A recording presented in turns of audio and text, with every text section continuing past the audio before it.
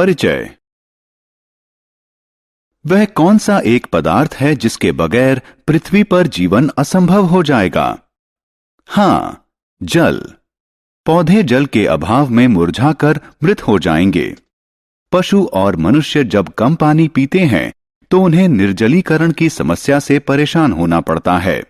अतः जल जीवन की सबसे बड़ी आवश्यकता है। इस पाठ में हम इस बहुमूल्य पदार्थ के बारे में विस्तार से पढ़ेंगे।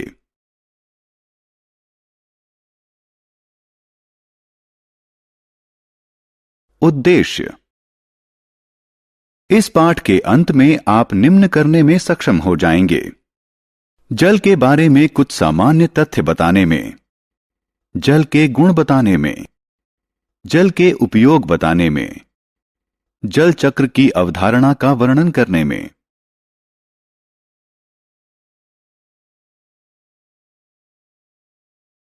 जल के बारे में सामान्य तथ्य।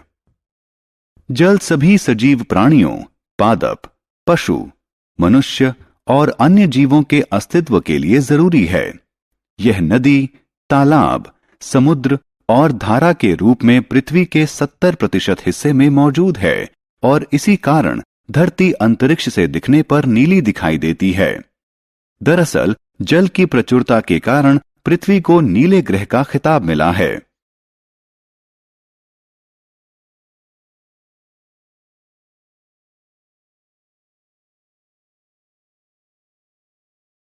जल के गुण।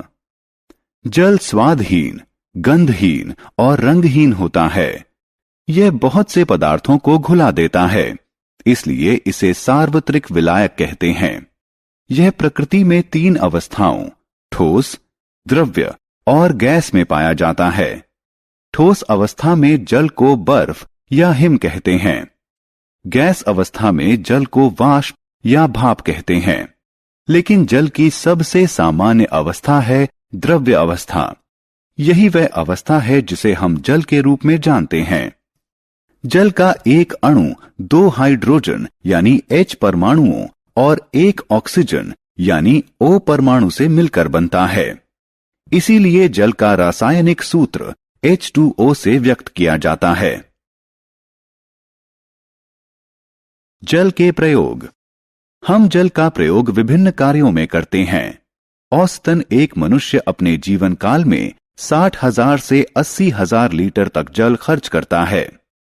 जल घरों में पीने, खाना बनाने, नहाने, कपड़े धोने, बागवानी और सफाई करने में काम आता है।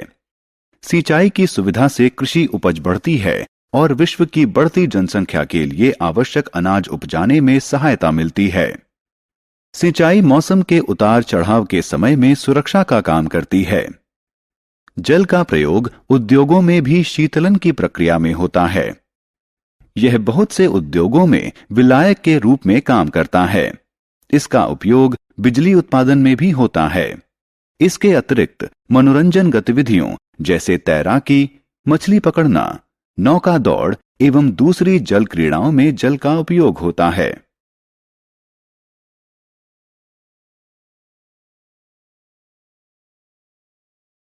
क्या सारे जल पीने योग्य होते हैं? पृथ्वी पर उपस्थित 97% जल खारा जल है। अतः यह गृहवासियों, कृषि और उद्योगों के उपयोग के लिए सुरक्षित नहीं है। बाकी बचा 3% जल स्वच्छ जल है, जिसका 2/3 हिम नदियों और ध्रुवों के कोटरों में हिम के रूप में जमा हुआ है। इसका अर्थ है कि पृथ्वी पर उपलब्ध कुल जल का 1% ही हमारे उपभोग के लिए उपलब्ध है।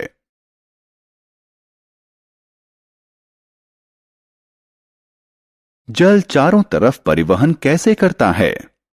क्या आप कभी इस बात पर चकित होते हैं कि सजीवों द्वारा पृथ्वी पर हजारों सालों से जल की खपत के बाद भी जल का संतुलन किस तरह बना हुआ है? यह जल चक्र के माध्यम से संभव होता है। जल का द्रव से गैस और फिर गैस से पुनः द्रव्य बनने की दोहराऊ प्रक्रिया को जल चक्र कहते हैं।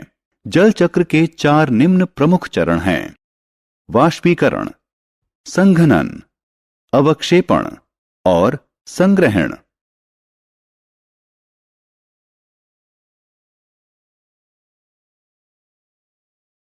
जल चक्र। आइए समझने का प्रयास करें कि जल चक्र कैसे कार्य करता है। नदियों, समुद्र और महासागर इत्यादि का जल सूर्य की गर्मी से गर्म होकर वाष्प में परिवर्तित हो जाता है। इस प्रक्रिया को वाष्पीकरण कहते हैं। पादप मृदा से जल सोखते हैं। वे इस जल को भोजन के रूप में प्रयोग करते हैं और अतिरिक्त जल को हवा में वाष्प के रूप में छोड़ देते हैं। इस प्रक्रिया को प्रस्वेदन कहते हैं। जल वाष्प हवा में ऊपर उठता है और ठंडा होकर जल कणों में परिवर्तित हो जाता है। ये जल कण एक साथ मिलकर बादल बना लेते हैं। इस प्रक्रिया को संघनन कहते हैं। जब बादल बहुत भारी हो जाते हैं तो उनमें स्थित जल कण वर्षा, ओले या बर्फ के रूप में पृथ्वी पर गिर जाते हैं। इस प्रक्रिया को अवक्षेपण कहते हैं। वर्षा, ओले या बर्फ के रूप में पृथ्वी द्वारा प्राप्त जल समुद्रों, महासागरों, नदियों और झीलों में जाता है।